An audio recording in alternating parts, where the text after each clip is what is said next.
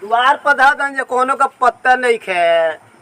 हमारा तीन तीन गो लड़का बड़ा सन आ गाय बिया तन ताकत या के धर्म करम चली। अच्छा बड़का का चाल करतन। ए पिटौर पिटौर ए का चिल्लाता रहो? ए गैया ताकत या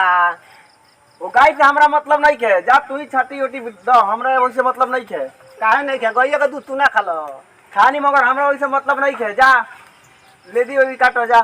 बड़ा गोजन बा हमरो बुढ़ौती में। ठीक बा जा हम जा तन छाती काटे।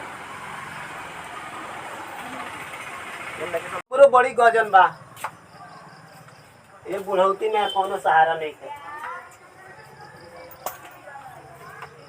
चलो कहाँ करी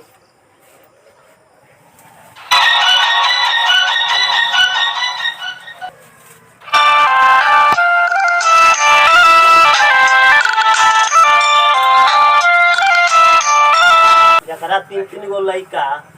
उ हेतना दुख सही। सब खाए खाती बड़ा सब घर में करे खाती कोनो नहीं है।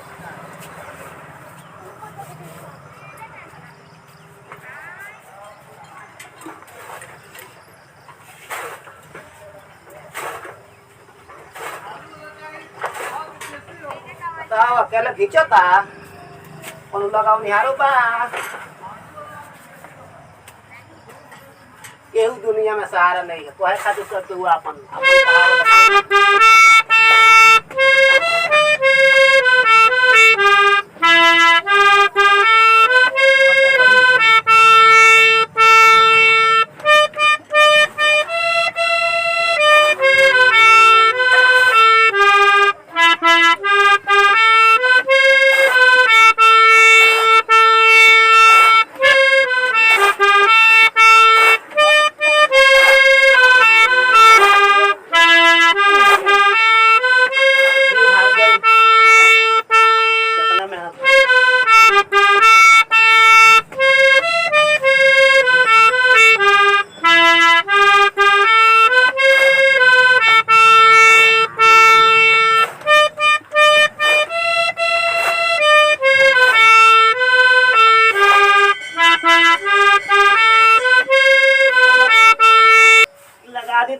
जब ले तब ले लगा दे छोटिया।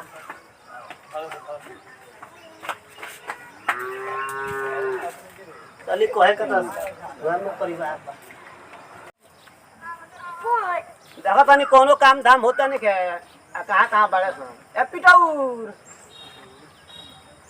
ए का बर चिल्लाता रहो? साफ खत में लागत रहो तुम। ए मर्दवा कह तानी चला हो जा नेउआ पर फोन के आ कोड़ करके थोड़ा धनिया मुई गुआ चटनी उटनी होई खाली बाजार से ढोई। चलो हम आओ तनी चलो। सुंदर ए चला के धनिया मुई बो देला खाली दिन भर काम रखल करो। चलो चलो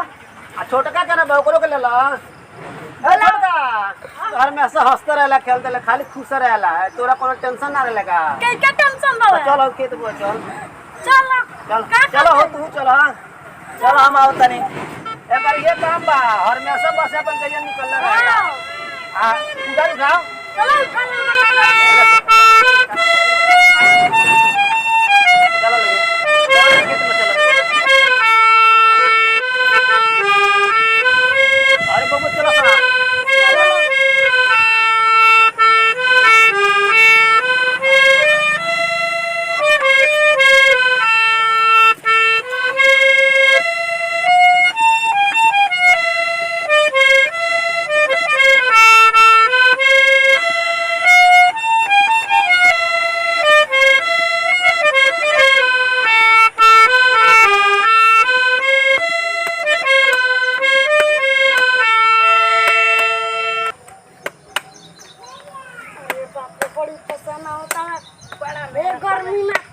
मेहनत ना कर बोले तो कहाँ से खाई बोलोगी?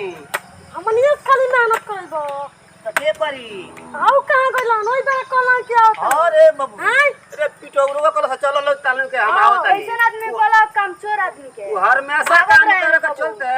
वो अपन देह जोल रहता है कामचोर बसाफ है जाई बोला लेगा। जब लेके आओ तो हम जानते नहीं ओकरा का बोला के लेवे तने ताले कोड़ा लगी ठीक बा ठीक बा। देखी कम चोरवा कहां बा हमनी का चला दल से खेत में जा लोगे अब अपने वही बना कोइला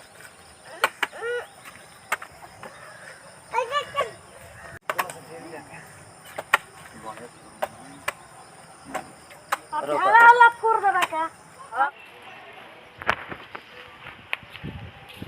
वही बड़ा सा कहूँ हम जे ताल चलल खेत में आओ तनी अभी ले ना गइलन ए पिटाउर पिटाउर ए मर्द का बरबर कइले बड़ का चिल्लाता ए मतलब तू कहवा ओई बड़ा जे खेत में ताल चलल में आओ तनी तू घरवा ए बड़ा ओल पे माटी चाहत रहो सब खत में लगाता रहो ना खत्म लागत आइबा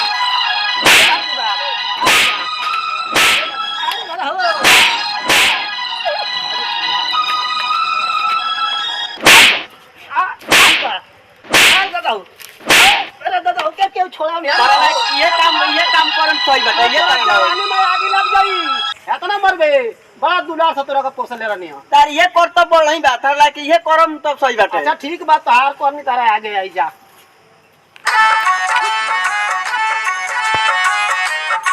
ठीक बा मरला हनु ठीक कइला मरला हो तो अच्छा हम एगो जा तनी गीत गा लेबे आ ओकरा बाद से तारा हमरा भेंट होई ना दर्शन ना होई हमरा दर्शन तारा मुआ ले जा ठीक बा अच्छा कइला जो कइला हां तार काम में कौन बा हारमोनिया ले लग बा दिन भर गीत गाओ बा बजाओ तो हम तो भजन गाई ले अब भजनियो ना सुनबा हमारा इहो करवा बंद कर देतनी इतला तो ठीक कइला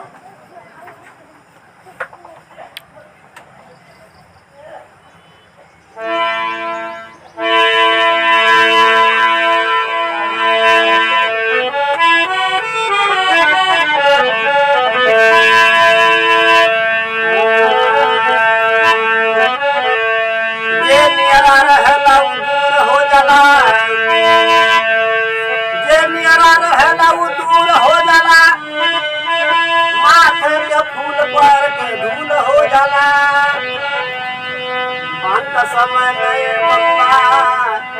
मरहू से मजबूर हो जाला हमरा के तड़पा के बोलाना का पैबा ए बबुआ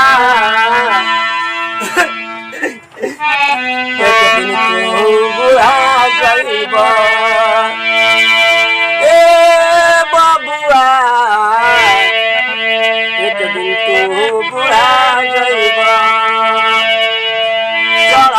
जवानी तोहार चल नहीं रही सच को हतानी बतिया मनल तू सही ड्रामा नोट बनाओ कुछ होखे वाला नहीं है इसे वजह से कुछ होखे वाला नहीं है चाहे भाई दुनिया से एक दिन तू पछताइबा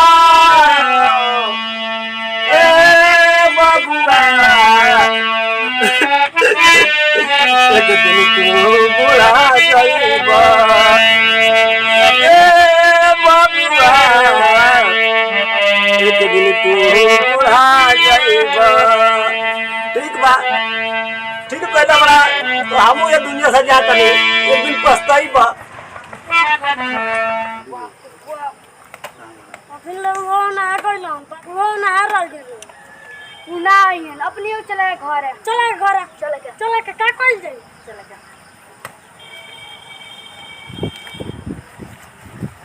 चले के अच्छा चलते ना हम जी के क्या करे चलते हैं जहर खाए ना रहे बना रोग कुछ रही टेंशन रही ई का करते हो बाबा तो छोड़ ना बाबा ई का करते हो तब वाला हुआ मुझे ए तो देखावला नहीं खेल वो दन हमरा के का बोला रे ई तो जहर है रे कहां बाबा जहर खाता हो जहर से खत्म समय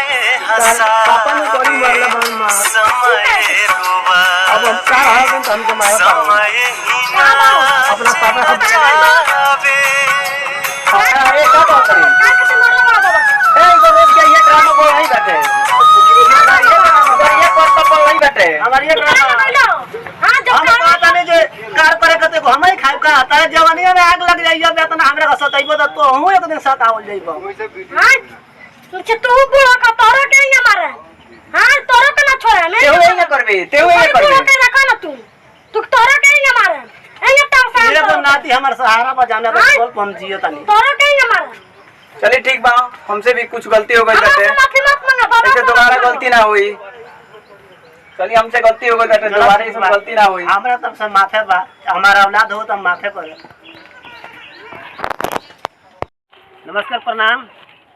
हम प्रेमी हरे राम गुप्ता बहुत मेहनत कर वीडियो बनावल बन जा